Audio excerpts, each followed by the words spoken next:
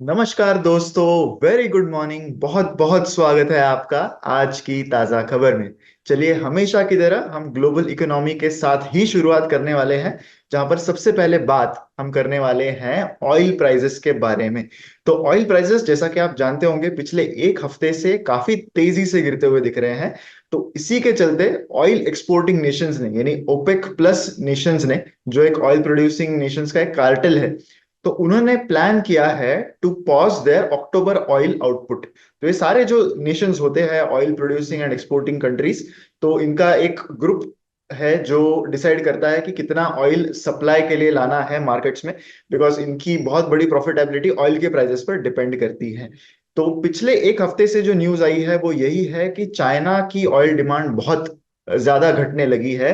And इसी वजह से जो डिमांड सप्लाई के डायनामिक्स है वो, बिकॉज सप्लाई बहुत ज्यादा था मार्केट में एंड डिमांड थोड़ी सी कम दिख रही थी, इसी के चलते ऑयल के प्राइसेस गिरने लगे थे।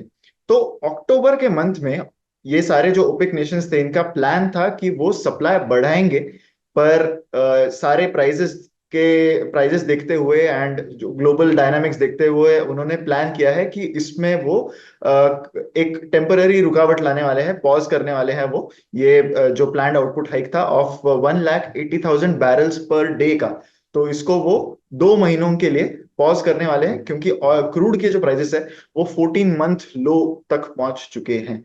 तो ये हाल ही में कल ही इसका डिसीजन ओपेक प्लस कंट्रीज ने यहाँ पर लिया है। तो इसके चलते अब क्रूड हम करंटली देख सकते हैं कि अराउंड 72-73 डॉलर्स पर बैरल तक पहुंच गया है, which is the lowest since late 2023। तो काफी टाइम के बाद इतना लो प्राइसेस क्रूड के यहाँ पर देखे जा रहे हैं। एंड हालांकि जो गिरते हुए ऑयल प्राइसेस है, that is a relief to countries like India, क्योंकि इंडिया जैसी कंट्री ऑयल के इंपोर्ट्स पर बहुत ज्यादा निर्भर है एंड इसी से हमारा फिस्कल डेफिसिट जो है वो थोड़ा सा बेटर होगा अगर ऑयल के प्राइसेस थोड़े से कम होने लगे। लेकिन ओपेक नेशंस के लिए, यानी ऑयल एक्सपोर्टिंग नेशंस के लिए, ये अच्छी खबर नहीं है, specially countries like Saudi Arabia, जिनको जो हमेशा ये कोशिश करते हैं कि ऑयल के प्राइसेस बहुत ज्यादा कम ना चले जाएं। तो led by Saudi Arabia and Russia, OPEC ने ये अग्री किया था कि वो जून से एक रोड मैप करेंगे, जिससे जो सप्लाईज, ऑयल के सप्लाईज जो हॉल्ट किए थे थोड़े बहुत 2022 के बाद से बिकॉज ऑफ डिमांड्स, तो वो थोड़े से धीरे धीरे वो लाएंगे। बट अभी सारा डेटा देखते हुए इट सीम्स कि शायद उन्हें और थोड़ा टाइम रुकना पड़ेगा जब तक वो सप्लाईज जो है मार्केट में at a full strength basis पर ला सके। चाइना का जो डेटा था वो यही दिखा रहा था कि जो फैक्ट्री एक्टिविटी है that has come down for the fourth consecutive month. Value of new home sales is also declining. तो इससे यही दिख रहा है कि चाइना का जो ग्रोथ इंजन है वो काफी स्लो डाउन होता हुआ दिख रहा है। यूएस मैन्युफैक्चरिंग एक्टिविटी अगर हम देखें तो वहां पर भी फिफ्थ कंसेक्यूटिव मंथ में एक कॉन्ट्रैक्शन, यानी गिरावट देखी गई थी। तो सारी चीजें इसी को इंडिकेट कर रही हैं कि ग्लोबल जो डिमांड है वो उतनी ज्यादा अच्छी नहीं दिख रही है। यूएस एंड चाइना जैसे कंट्रीज है, ये मेनली सारी डिमांड जो है इन टर्म्स ऑफ वॉल्यूम वो लाते हैं। तो इसी के चलते सारे जो ऑयल एक्सपोर्टिंग नेशंस है उनमें थोड़ा सा करंटली कंसर्न्स है कि ऑयल के प्राइसेस बहुत ज्यादा ना गिर जाए यहाँ पर। अगली न्यूज है about the US jobless claims. तो कल इसका डेटा आया था जो हर हर हफ्ते में आता है from the US economy. Sequential drop दिखा है जॉबलेस क्लेम्स में, जो पहुंच गए हैं 2,27,000 क्लेम्स की ओर। तो जॉबलेस क्लेम्स घटना, ये इसका इंडिकेशन है कि economy is doing okay, it is doing quite well. अगर ये बढ़ते तो इससे शायद इंडिकेशन यूएस फेड या फिर ओवरऑल इकोनॉमी को यही जाता कि जो रेट्स करंटली हाई है उसकी वजह से प्रॉब्लम्स अनएम्प्लॉयमेंट की बढ़ती जा रही हैं। लेकिन ये क्लेम्स जो है वो घटते हुए नजर आए। पिछले हफ्ते की फिगर 2,32,000 थी। तो यही दिख रहा है कि लेबर मार्केट में थोड़ी बहुत स्ट्रेंथ करंटली नजर आ रही है एंड इकोनॉमिक मोमेंटम ठीक ठाक नजर आ रहा है। तो ये रिपोर्ट से यही दिख रहा है कि हायरिंग अच्छे पेस पर हो रही है। अगर हम इस साल की बात करें तो इस साल की शुरुआत में थोड़े कंसर्न्स यूएस इकोनॉमी में थे कि कुछ ले होने लगे हैं एंड बहुत सारे जॉबलेस क्लेम्स बढ़ने के कुछ कंसर्न्स तब नजर आ रहे थे। लेकिन करंट डेटा से यही लग रहा है कि थोड़ा बहुत स्टेबलाइजेशन हुआ है एंड इससे थोड़ा कॉन्फिडेंस बढ़ेगा इकोनॉमिक रिकवरी में। हालांकि मार्केट्स ने बहुत ज्यादा रिएक्ट नहीं किया है इस न्यूज को। थोड़े बहुत S&P 500 is down, was down by a few points, लेकिन नास्डैक ओवरऑल फ्लैट ही रहा था एट द टाइम जब ये न्यूज आई थी। So overall things are on expected lines. इससे आई डोंट थिंक कि जो भी फेड के बाकी रेट कट्स या फिर उनको अगर रेट्स होल्ड करने हैं उस पर ज्यादा असर पड़ेगा। This is more on line in in line with expectations. अब जाते हैं हम इंडियन इकोनॉमी की ओर, जहां पर हम सबसे पहले बात करने वाले हैं जीएसटी ऑन इंश्योरेंस।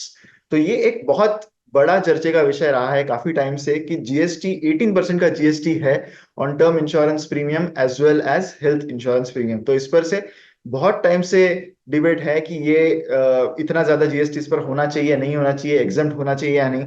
तो ये सारी चीजें अभी करंटली ज्यादा डिस्कस की जा रही है, क्योंकि 9 सितंबर को जीएसटी काउंसिल की मीटिंग है, जहां पर एक्सपेक्टेशन है कि कोई ना कोई कॉल लिया जा सकता है ऑन जीएसटी फॉर इंश्योरेंस। तो ये एक contentious issue of living GST है जो 18% पर रखा है करंटली, एंड जीएसटी काउंसिल की मीटिंग में इसको आई एम श्योर इस पर चर्चा की जाएगी। अकॉर्डिंग टू सोर्सेज, जो ऑप्शंस जीएसटी काउंसिल कंसिडर कर सकता है वो ये है कि या तो पूरा एग्जेम्प्ट किया जाए on pure term and health insurance products GST से। वन ऑफ द प्रपोजल्स ये भी है कि इसको एक स्लैब स्लैब रेट बेसिस पर लाया जाए, जहां पर एक सर्टेन लेवल के ऊपर अगर प्रीमियम होगा तो ही उस पर ज्यादा जीएसटी जो है वो ली जाएगी, अदरवाइज जीएसटी के रेट्स थोड़े कम रखे जाएंगे या फिर एग्जेम्प्ट रखे जाएंगे। ऐसा ऐसा भी प्रपोजल हो सकता है। हालांकि कंसिडरेशन इस पर अब तक विचार विमर्श इसलिए हो रहा है क्योंकि अगर एग्जम्पशन या फिर रेट्स लोअर कर दिए गए तो स्टेट्स का काफी रेवेन्यू लॉस यहाँ पर हो सकता है। ये एक सिग्निफिकेंट कंसिडरेशन हो सकता है बहुत सारे स्टेट्स के लिए, तो स्टेट्स भी अपनी राय रखेंगे जीएसटी काउंसिल के आगे, एंड ये एक काफी मेजर डिस्कशन यहाँ पर हो सकता है। मल्टीपल स्टेक होल्डर्स, जिसमें काफी सारे सिटिंग मिनिस्टर्स भी है, उन्होंने यही कहा है कि इट इज लाइकली कि जीएसटी काउंसिल इस चीज को फेवरेबली देखे, एंड इंडस्ट्री की ओर से भी काफी बातें जीएसटी काउंसिल को बताई जाएंगी कि बिकॉज ऑफ हायर जीएसटी किस तरह से कॉस्ट, ओवरऑल कॉस्ट बढ़ रही है, स्पेशली एक ऐसे प्रोडक्ट की जिसको गवर्नमेंट खुद चाहती है कि ज्यादा से ज्यादा पेनिट्रेशन कर दिया जाए।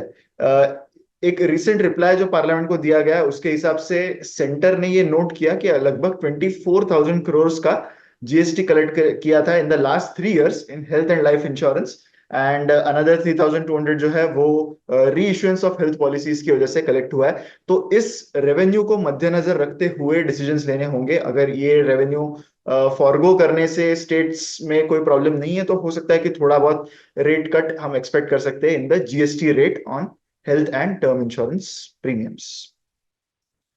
अगली न्यूज जो है वो सेंटर के मिनिस्टर नितिन गडकरी जी की ओर से है, जब उन्होंने कल ये कहा था कि कंज्यूमर्स अब ईवी को ज्यादा अडॉप्ट करने लगे हैं, एंड अभी करंटली उनके हिसाब से इस इंडस्ट्री में कोई सब्सिडी की जरूरत नहीं है, ऐसा उन्होंने यहाँ पर बताया है। लोअर टैक्सेशन ऑलरेडी है ईवीज पर under GST also, and already इससे काफी बड़ा एडवांटेज मिल रहा है to the makers of electric vehicles, ऐसा उन्होंने कहा, compared to the ones who are making fossil fueled vehicles। तो use of electric vehicles in public transport, specially electric buses जैसे ट्रांसपोर्ट मीडियम जो है वो पोल्यूशन रिड्यूस करने में काफी ज्यादा हेल्प कर सकते हैं, एंड ऑब्वियसली इससे इंडिया का जो इंपोर्ट बिल है वो भी थोड़ा बहुत कंट्रोल में आ सकता है।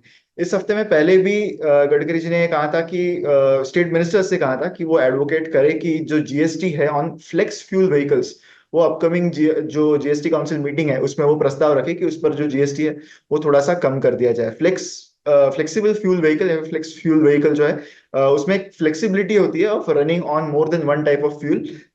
तो इस पर इसको भी बढ़ावा देने के लिए जीएसटी अगर कम कर दिया जाए तो बेहतर होगा, ऐसा उनका यहाँ पर प्रस्ताव है। फ्लेक्स फ्यूल व्हीकल्स जो है उसमें इंटरनल कंबशन इंजन भी होता है, and that can operate on petrol and any other blend of petrol with either ethanol और मिथेनॉल ऑल्सो।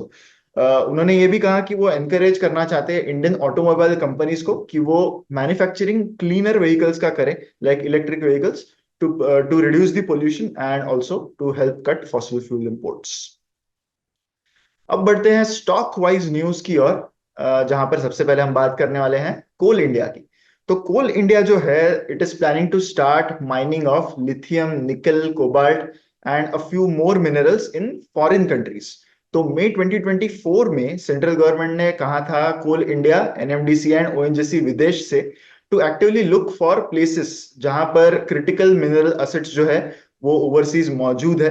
एंड उनसे उनका माइनिंग अगर उसके कॉन्ट्रैक्ट्स अगर ये सारे कंपनीज जीत पाते हैं तो वो काफी बड़ा फायदा यहाँ पर हो सकता है। लिथियम ऑब्वियसली एक बहुत ही क्रूशियल मटेरियल है कंट्री के एनर्जी सिक्योरिटी प्लान्स में, एंड ये गेम चेंजर हो सकता है in achieving the net zero goals in the future. तो कैसी कंट्रीज की बात यहाँ पर हो सकती है? It includes countries like Argentina, जहां पर लिथियम रिजर्व्स काफी ज्यादा एस्टिमेटेड है। लगभग 20% of the world's lithium reserves Argentina में हो सकते हैं, ऐसा अंदाजा लगाया जा रहा है। बोलीविया एक और साउथ अमेरिकन नेशन जहां पर काफी सारे रिजर्व्स है ऐसा माना जाता है। चिली भी एक और ऐसी ही कंट्री है। ये सारे कंट्रीज में उनके खुद के जो रिसोर्सेज है वो फुल्ली यूटिलाइज नहीं कर पा रहे because of the internal problems within these countries. Argentina का inflation is a very well known story. So obviously in countries में खुद के इकोनॉमिक प्रॉब्लम्स काफी ज्यादा है, तो हो सकता है यहाँ पर एक काफी मेजर अपॉर्चुनिटी हो to buy some of their reserves and do this mining. China जो है वो 41% of Argentina total lithium exports के लिए अकाउंट फॉर करती है। Japan also account for another 31%। South Korea is also another major player here. इसके साथ साथ part of Coal India plan ये भी है कि वो सोलर पावर की कैपेसिटी जो है कंपनी की वो बढ़ाएं। इसके लिए उन्होंने 4 इंडियन स्टेट्स आइडेंटिफाई कर रखे हैं, which includes Maharashtra, Rajasthan, Gujarat and Karnataka, जहां पर they are going to look to add solar capacity. तो कोल इंडिया बहुत सारी चीजें नई चीजें यहाँ पर करने की कोशिश कर रहा है। पीएसयू कंपनीज का इतना प्रोएक्टिव होना पहले देखा नहीं गया था, but it seems a very good step by these companies कि वो काफी प्रोएक्टिवनेस यहाँ पर दिखा रहे हैं and they are looking to grow in what are the future energy sources. अगली न्यूज है रिगार्डिंग रेमंड लाइफस्टाइल। तो ये कंपनी डीमर्ज होके अब अलग से लिस्ट हो गई है। कंपनी के जो चेयरमैन है गौतम सिंघानिया जी, उन्होंने कल कहा कि एक्सटेंडेड वेडिंग सीजन की वजह से फैशन के डिमांड में काफी अच्छा सर्ज आ सकता है। उनका ये मानना है कि इस साल का वेडिंग सीजन काफी स्ट्रांग है। आने वाले 6 से 9 महीनों में काफी अच्छी स्ट्रांग ग्रोथ ड्राइव हो सकती है। लिस्टिंग के बाद रेमंड लाइफस्टाइल ने अपने काफी एम्बिशियस प्लान्स रखे हैं कि वो अपना रिटेल प्रेजेंस यहाँ पर बढ़ाने वाले हैं। अगर इनके नंबर्स की बात करें तो इनका लगभग 1200 करोड़ का रेवेन्यू था इन द जून क्वार्टर, जो एक्चुअली डाउन रहा by 8% compare to a year ago. लेकिन मैनेजमेंट काफी कॉन्फिडेंट है कि सेकेंड हाफ में, इस साल के सेकेंड हाफ में इनके जो सेल्स है वो काफी बेहतर रहेंगे। वो अपना पूरा प्रोडक्ट पोर्टफोलियो जो है वो रैंप अप करने की कोशिश करने वाले हैं। उनका रिटेल प्रेजेंस बढ़ाना ये भी उनका एक ऑब्जेक्टिव है, एंड इसके लिए वो फेस्टिव एंड वेडिंग सीजन की डिमांड को कैप्चर करना चाहते हैं। उन्होंने जो रेवेन्यू ग्रोथ का टारगेट बताया है वो है 12 to 15% over the next 3 to 5 years। EBITDA का टारगेट उनका FY28 के लिए 2000 करोड़ का है। रेमंड लाइफस्टाइल जैसी कंपनी को मेन कॉन्फिडेंस इसी से है कि इस साल काफी सारे वेडिंग के डेज एक साथ आने वाले हैं, ऐसा उनका कहना है। And Raymond Lifestyle is a house to brands like Raymond ready to wear, Park Avenue, Colour Plus, जैसे काफी सारे मेंस वेयर के मेनली ब्रांड्स है। कंपनी का प्लान है कि 900 और स्टोर्स वो ऐड करे in the next few years to increase their presence across cities. Ease My Trip के शेयर्स कल 14% से लगभग ऊपर रहे जब कंपनी ने अनाउंस किया कि it is going to venture into electric bus manufacturing, जिसके लिए उन्होंने एक नई सब्सिडरी इजी ग्रीन मोबिलिटी का जो है वो इनकॉर्पोरेट की है फॉर दिस पर्टिकुलर बिजनेस। हालांकि कंपनी का मैन्युफैक्चरिंग में अब तक कोई एक्सपीरियंस नहीं है। कंपनी ईज माई ट्रिप जो है that operates travel aggregator platform, जहां पर आप टिकट्स बुक कर सकते हैं फ्लाइट्स की, होटल्स की। सो ये काफी एक तरीके से कह सकते हैं कि काफी वियर्ड डाइवर्सिफिकेशन करने की कोशिश है। कई बार ऐसे डाइवर्सिफिकेशन डाइवोर्सिफिकेशन हो जाते हैं। तो यहाँ पर देखना होगा कि कैसे इसको आगे ले जाएगी कंपनी। उन्होंने एक्सचेंज फाइलिंग में ये बताया कि the company is investing ₹200 crore for extensive R&D, product development and setting up the manufacturing plant over the next 2-3 years। Generally जब मार्केट्स ऐसे बुल फेज में नहीं होते तो ऐसे न्यूज की वजह से जनरली देखा गया है कि स्टॉक की प्राइस गिरती है, बिकॉज कंपनी ऐसी चीज में डाइवर्सिफिकेशन कर रही है जिसमें कंपनी का कोई एक्सपीरियंस नहीं है। एक ऐसा ट्रेंडिंग इलेक्ट्रिक बस मैन्युफैक्चरिंग ऐसी ट्रेंडिंग सी चीज है जो सब जानते हैं कि इस मार्केट में काफी ज्यादा चलती है। But looking at the current markets, the stock markets have decided to reward the company share price here. अगली न्यूज है फ्रॉम सिएट। सिएट जो है tyre manufacturing company, it plans to raise its price by 1 to 2% in September because of rising input costs. तो natural rubber के जो prices है वो 30 से 40% हायर चल रहे हैं compare to the January to March quarter. तो इससे कंपनी के इनपुट कॉस्ट पर ज्यादा प्रेशर है, मार्जिन्स घटते जा रहे हैं कंपनी के। ओवरऑल कंपनी ने कहा है कि वो एक्सपेक्ट कर रहे हैं कि प्राइसेस स्टेबलाइज होंगी by Q3 of FY25। And उसके बाद ये प्राइसेस थोड़े से नीचे आ जाने चाहिए, ऐसा उनका मानना है। Between April to August CEAT ने already truck and bus radial tyres के प्राइसेस 3 to 4% बढ़ाए थे, पैसेंजर कार व्हीकल्स के 2% एंड टू व्हीलर्स के 1 to 1.5% तक बढ़ाए थे। लेकिन कंपनी का ये कहना है कि ये प्राइस हाइक्स इनसफिशिएंट है कंपनी की करंट रॉ मटेरियल कॉस्ट जो बढ़ रही है उसको ऑफसेट करने के लिए, इसलिए एक और प्राइस हाइक की यहाँ पर जरूरत है। In terms of demand company ने कहा है कि रिप्लेसमेंट ग्रोथ जो है वो काफी बेटर है, एंड रूरल ग्रोथ जो है वो बेहतर होते जा रही है आने वाले कुछ लास्ट कुछ क्वार्टर्स से। टू व्हीलर्स के लिए भी rural growth currently replacement segment से बेटर है। एंड कंपनी एक्सपेक्ट कर रही है कि डबल डिजिट रेवेन्यू ग्रोथ इस साल वो कर पाएंगे विथ मार्जिन्स जो शायद सेकेंड हाफ में इंप्रूव हो सके। इसी के साथ जो न्यूज है इस वीडियो में वो यहीं पर खत्म होती है। अब हम चलेंगे हमारे फाइनल सेक्शन पर, यानी बिलीव इट और नॉट सेक्शन पर। तो this is actually data by DSP, जिनका डीएसपी नेत्रा करके हर every month they release newsletter of sorts. It is very very insightful. इस बार जो उन्होंने यहाँ पर डेटा दिया है that is regarding the streak of Nifty 50। तो आप जानते होंगे कि कुछ दिन पहले तक बातें हो रही थी कि it was the 14th consecutive day जहां पर निफ्टी क्लोज्ड इन ग्रीन, जो सबसे बड़ा स्ट्रीक है निफ्टी का ऑफ बीइंग इन पॉजिटिव। पर कुछ और डेटा उन्होंने यहाँ पर बताया है in their DSP Netra newsletter, जहां पर काफी काफी इंटरेस्टिंग चीजें सामने आती है।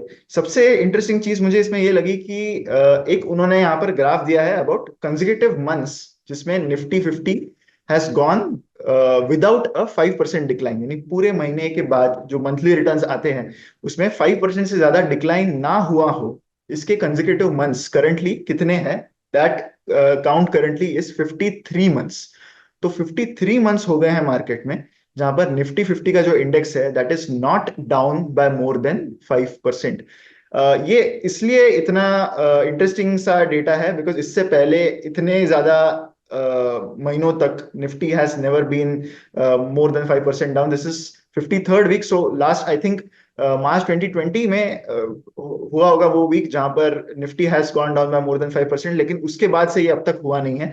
इससे पहले का स्ट्रीक जो था वो 38 मंथ्स का था। एंड इसका जो ग्राफ अगर आप देखोगे, मैं आपको स्क्रीन पर यहाँ पर वो डिस्प्ले करवा दूंगा, तो यू विल सी कि 99 से लेकर लगभग अगस्त 2012 तक this was a very common occurrence. आप देख सकते हो कि ये जो कंटिन्यूअस मंथ्स का स्ट्रीक है ये कभी 10 या 12 से ज्यादा रहा नहीं था। दैट शोज कि तब मार्केट्स वोलेटाइल थे, एंड दैट ऑल्सो शोज कि तब इतने सेक्युलर रिटर्न्स शायद देखे नहीं गए थे। हालांकि 2003 से 2007 इंडियन मार्केट्स ने बहुत अच्छे रिटर्न्स दिए थे, but just goes on to show कि करंटली मार्केट्स में बहुत सारे इन्वेस्टर्स है जिन्होंने ऐसा फेज देखा ही नहीं हो जहां पर हमने एक काफी सस्टेन्ड डिक्लाइन देखा हो।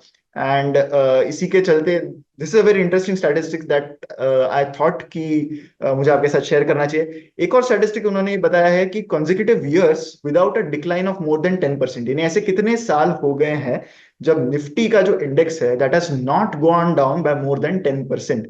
तो अब 13 साल इसके हो चुके हैं। लास्ट 2011 में ये हुआ था। तो 2011 के बाद ऐसा एक भी साल नहीं रहा है जहां पर एक भी कैलेंडर ईयर नहीं रहा है जहां पर Nifty has gone down by more then 10%। तो कहीं ना कहीं इससे मेरा ऑब्जेक्टिव ये नहीं है कि मैं आप सबको इसके लिए डराऊं या फिर ये बताऊं कि करंट मार्केट वैल्यूएशन बहुत बढ़ चुके हैं। इट्स जस्ट कि हमें एक्सपेक्टेशंस जो है इक्विटीज से वो रीजनेबल रखने चाहिए। अगर बहुत अच्छे रिटर्न्स आए हैं तो हमें एक्सपेक्टेशंस रखनी चाहिए कि थोड़ा बहुत फ्रंट एंडिंग ऑफ रिटर्न्स हो चुका होगा, एंड हमें रीजनेबल एक्सपेक्टेशंस रखना from equity is the main crux that I wanted to share with all of you everybody here. इसी के साथ हमारा आज का ये आज की ताजा खबर का वीडियो यहीं पर समाप्त होता है। अगर वीडियो आपको अच्छा लगा है तो लाइक जरूर कीजिएगा, कमेंट्स में मुझे बताइए, एंड शेयर भी कीजिए विथ मैक्सिमम पीपल। मिलेंगे अगले वीडियो में। Thank you so much.